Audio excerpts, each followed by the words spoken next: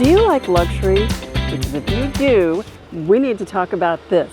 This is the 2025 Buick Enclave Avenir Edition. We just spent the day driving around city streets and country roads around Portland, Oregon, and I have a lot to tell you. In fact, I'm going to tell you what this car is all about. I'm going to show you the interior details. We're going to measure for kids' car seats. I'm going to show you third row access, talk about the engines, pricing, the 3 trims, everything you need to know about the 2025 Buick Enclave. Be sure to follow along on our social channels. If you want to know more about this car or others, you'll find that at A Girl's Guide to Cars. Subscribe to all our videos right here on YouTube. And if you see a video pop up right here, that's because we put it there. We thought that you would like it. It's been completely redesigned top to bottom. It has a new motor. It's bigger, it's longer, it's wider. It has more interior space. It has a lot of really cool features. It has some things inside that are so thoughtful.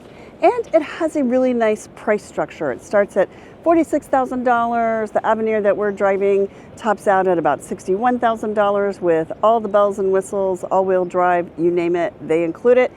And there is a lot to see. So come on, let me take you on a tour of the 2025 Buick Enclave. The interior is pretty incredible. There are also some really beautiful choices when it comes to interiors. And there's a simplified lineup that makes picking your level of luxury even easier. There is Preferred, there is ST, which is Sport Touring, and there is Avenir, which is the top of the line luxury. There is one engine option. It is a 2.5 liter 4-cylinder turbo that generates 328 horsepower. It is the same engine that we'll find in the Traverse and the Acadia. So it is powerful, but it is designed for a car this size, and it's actually stress tested to 150,000 miles before they ever put it in a single car, so we know it can go the distance. And then the Buick Enclave has everything that you really need. 5,000 pounds of towing, all-wheel drive is a $2,000 option on every trim, and it's equipped with Super Cruise. Super Cruise is an option. You do have to pay for that up front. You get 3 years of Super Cruise included in that upfront charge, and then it's a monthly subscription after that. Buick says once people opt in for Super Cruise, they rarely opt out. Even after the subscription ends, they tend to continue it for about $800 a year. I've used it. If you like cruise control that basically lets your hands off the wheel and will even change lanes for you, it's worth it. So now we are on some hilly, windy roads. I'm in tour mode, touring mode. So I can hear the engine, I can feel it. I can feel the suspension, it's okay. If you have passengers in the third row, touring mode is probably where you want to be. But on some of these roads, sport mode might actually give you a little more fun for the experience. So now I put it in sport mode, and I should feel maybe a little bit tighter steering, a little bit more hug around each curve, and maybe hear the gears, the transmission shifting gears a little more intentionally, lined out a little bit longer. Yeah, I can definitely hear that. Sport mode, yeah, it's okay. If you have passengers in the third row, skip it, stay with touring. The Buick Enclave has been completely redesigned for the 2025 model year. It starts with this new grille. In our Avenir edition, it is chrome topped black gloss. So we have this black gloss, that's something we've seen a lot of lately, and then these chrome pieces here. They all come together to create this sort of honeycomb lattice work. There is a lower grille here. There's a lot of technology in this car, so you'll see sensors and other things buried in the front grille. There are new daytime running lights here that are very slender, and LED headlights that are stacked here along the side. I love how they sort of wink at you when you look straight on. You'll also see topping the front grille is the new Buick logo. That's a really elegant badge. You'll see that ours is the Avenir edition, and that means it has body colored wheel wells, it has the body colored mirror, but there's also a camera here and gloss black and chrome accent. The 2025 Enclave is also notable for these new wheels. They're sort of a satin chrome and the logo is right there in the middle. Notice that the wheel wells are body colored, as are the side mirror caps. The Avenir name is there along the front door. And then you'll notice there are chrome details here on the door handles, and then there's chrome and black gloss details here. So the black gloss and then the chrome, it sort of takes the best of the other trims as well. On the rear, notice this little detail. Because I have the headlights on, you'll actually see the Buick logo right there in the tail light. And then we have a light bar across the rear. So there's a full light bar here and the Buick logo, and then the Enclave name here, and then the Buick name over here.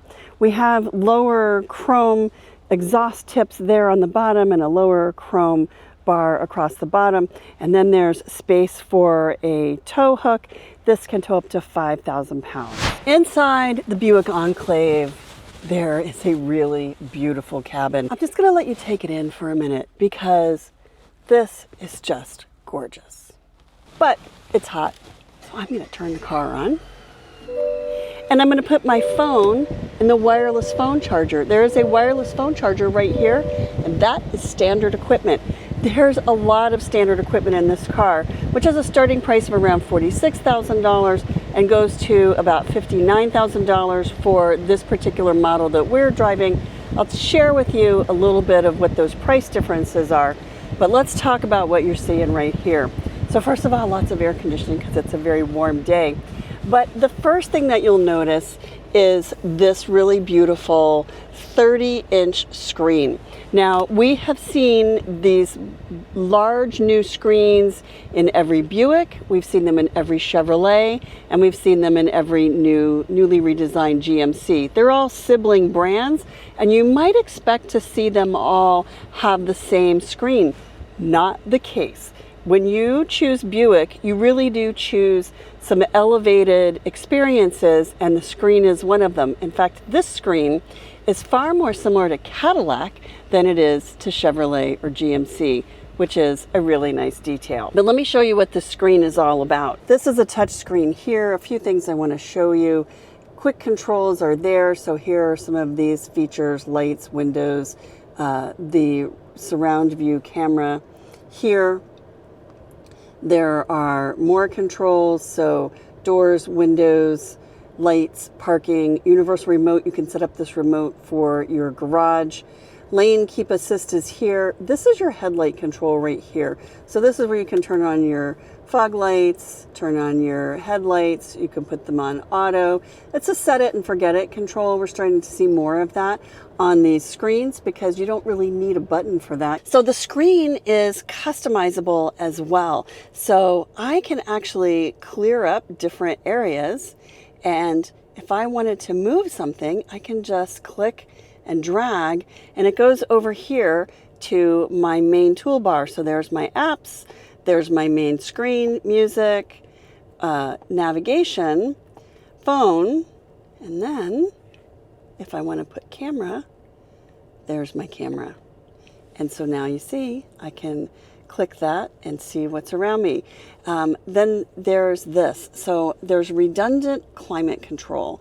And I want to show you this because this is how you set rear climate. So I can turn on or off my heated and cooled seats.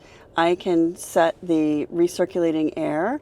I can do that, or I can turn it off. If I want to set rear climate control, I just tap that little icon there, and it shows me that this is the setting for the rear, but I can also set it for front. So this is if I wanted to, say, turn down the temperature in the front of the cabin, if I want to sync the all the climate settings are synced with the driver, or if I want to just control temperature or fan speed in the rear, I can do that. I also have buttons here, so I can control the fan speed right here, I can control the temperature right here, I can turn it on auto, and then here are the defroster buttons. So it's nice to have these quick access buttons here.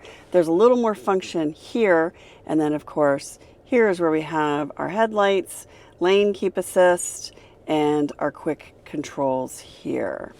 This is such a nice screen. And then also here on the screen is their settings, and this is where you can set all of these different systems in the in this car. And then vehicle settings, so you can tap this to show your drive mode selection. So if you have it in sport, you'll be able to see, excuse me, don't turn off my air conditioner. You can set up your teen driver settings, which will help you to help your teen drive better. Buckle to drive, this will not allow you to move the car if the seatbelt's not buckled. Climate and air quality, driver attention assist, lighting. So this is where we have our ambient lighting, and you can change this. This ambient lighting system allows you to customize, and then you can even set your brightness. If you want it really bright, you can do that. And then along here is your navigation bar. So home, there's your screen setup, there's music, there's navigation, there is the phone, you can pair a phone, and then there are quick controls. And then over here is the driver display. And on the steering wheel, you can actually toggle through different driver display settings. So this is my lane keep assist, my drive assist features. Then I can set this up sort of almost a traditional gauge there. And when I have navigation set, which I'm going to do right now, I'm going to set up navigation because I want to show you this. So I'm going to set up navigation, and I'm going to search. I'm going to go to the Ritz-Carlton. I'm feeling a little fancy. So I'm going to go to the Ritz-Carlton, and then you'll see my navigation shows up right here. But if I change the display, then my navigation shows up right there. It also shows up in my head-up display. The last thing I want to show you on the screen, on the driver display, is this. So this driver display is actually a touch screen, and I can adjust the head-up display. I can adjust the brightness. I can adjust the height, so I can move it up or down. And I can actually adjust the rotation. So if it doesn't seem quite right, I want to turn it a little this way or a little that way, I can adjust that as well. And I can even turn it off if I want to. And then over here I have these. This is our drive mode selector. So this allows me to toggle through touring, sport, snow and ice, and tow and haul. And I'll actually see those as I toggle through them. I'll see them over here on this screen as well. There is an auto hold button here. So if I have my seatbelt on and I'm ready to drive, this button is great because this allows me to press the brake, say at a traffic light, and then the car won't move until I take my foot off the brake.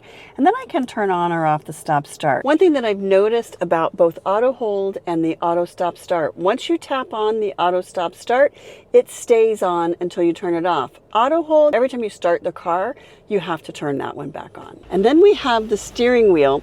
And the first thing you'll notice about the steering wheel is this. There's a plastic bar at the top, and that signals that Super Cruise is included in this car. That is an option. You can opt in for that. If you don't want it, you don't have to get it. But when you do opt for it, you get 3 years of service for free, and then you can subscribe month to month or by the year after that. You'll also see there's a panel over here on the left. Our climate control is right here. We have this really beautiful floating center console, as they call it. It's sort of a cantilever console.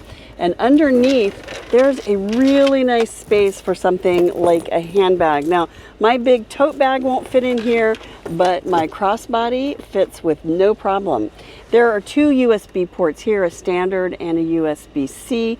The wireless phone charger, there's a little spot to put your key. There are some cup holders.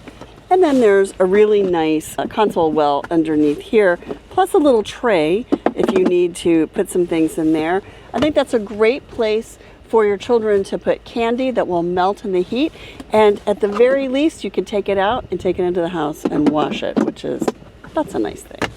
Then notice this upholstery and the details in here. One of the things that adds to about a $10,000 price difference between the Preferred and the ST and the Avenir, which we're driving, is leather.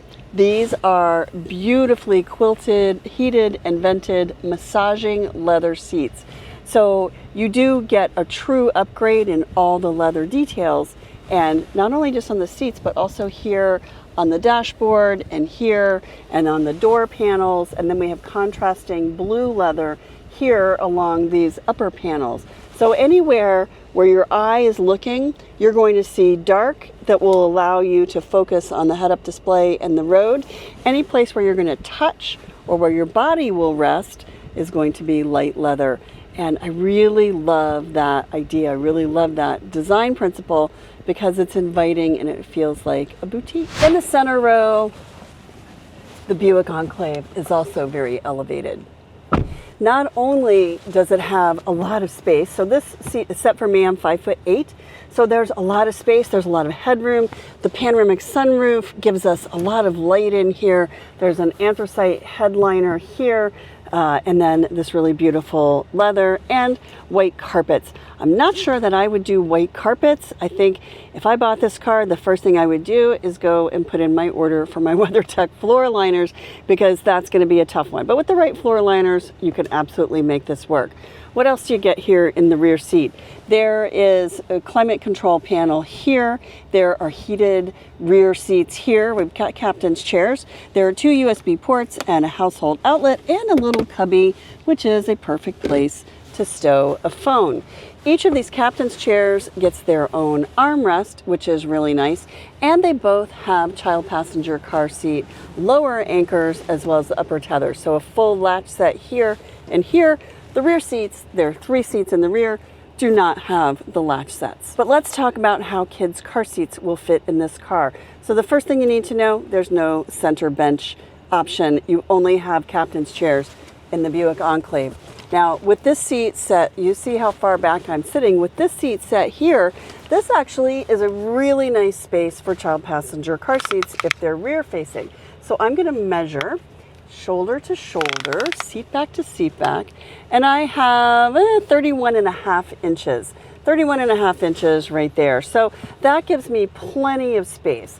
This seat is actually set for someone who's a little bit taller, and let's see what we have here. So here we've got 30 inches. So even with my tall passenger with lots of space over there, and I would say that's probably set maybe for someone who's more like 6 feet tall, we still have about 30 inches there. And then these seats also move backward and forward. So even though they are powered, and power is a package, I could actually move this seat even further back. So let's see what this looks like there. So that gives me about 34 inches of rear seat back to seat back for a rear facing child passenger car seat. So forward facing car seat, super easy. Rear facing, really easy too. A lot of good space. If you have a rear facing here and a child booster there and a forward facing there, you are really set. But let's talk about third row access, because Buick did a couple of things that I really, really like in this car. So the first thing I'm going to do is move my handbag so it doesn't get crushed. And then I'm going to show you, there is a button here on the seat back.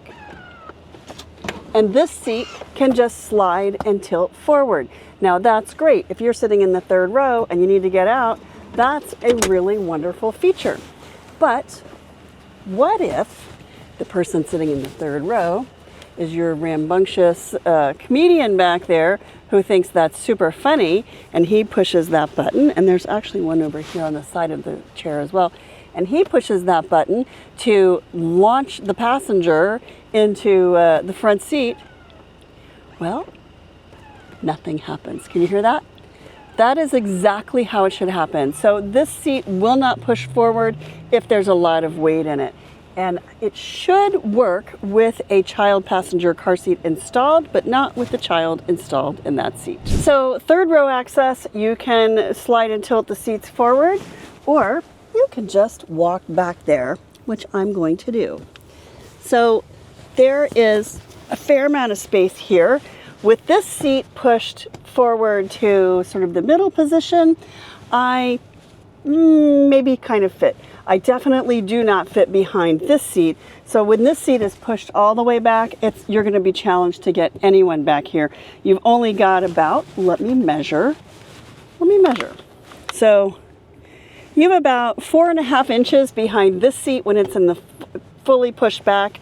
You have about 7 inches behind this seat when it's in the middle seating position, and then it can actually even push a little bit further forward. Buick did make the Enclave larger for 2025. It's longer and it's wider, and there is more space for passengers, which is a nice thing. So if you move these seats up, then you definitely have room not only for 3 passengers back here, but even 3 tall passengers. And notice that my legs are right here. They are not up in my knees. This seat does have a nice little rise. Since I have my tape measure, let's see how much the rise is off the floor.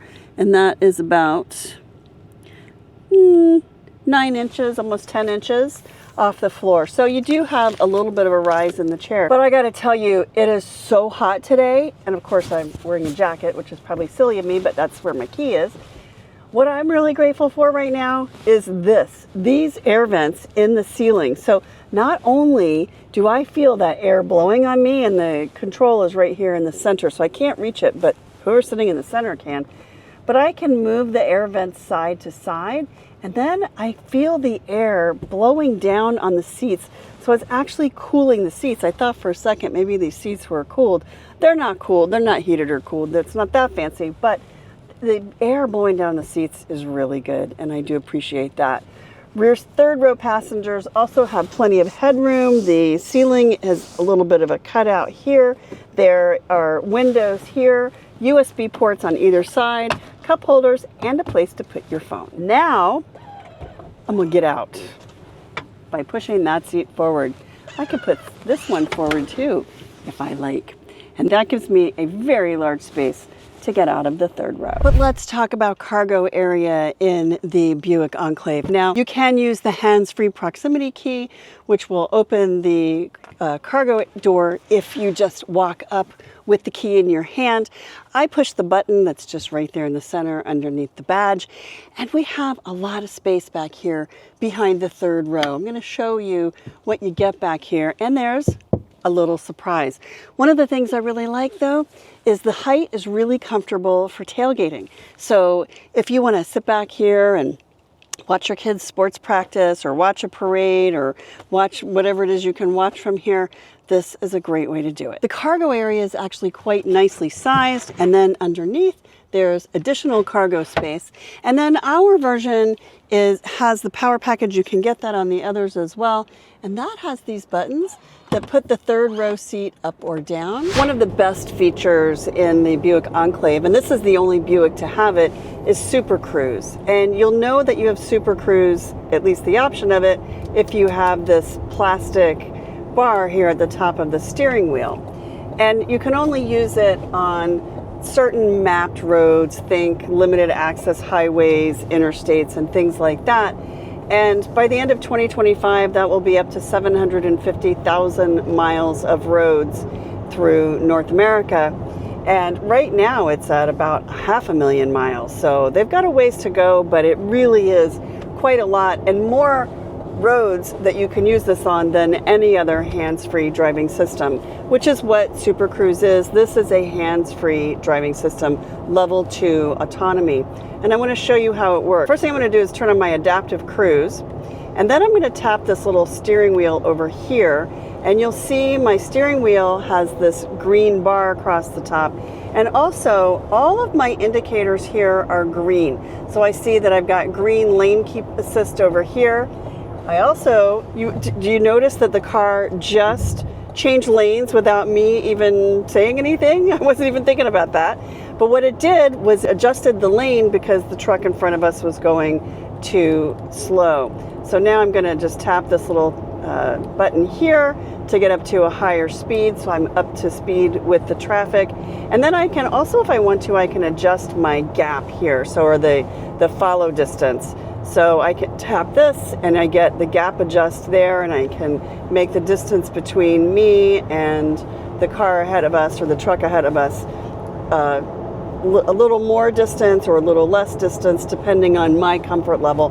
I like sort of the medium. I don't like it to be real narrow gap because that's a little scary when the car comes flying up to the slowing truck ahead of you. But if it's too big of a gap, then cars can get in between you, and then you're too close. It's never comfortable. If I decide that I want to change lanes, I can actually just put on my turn signal, and you'll see the car's actually slowing.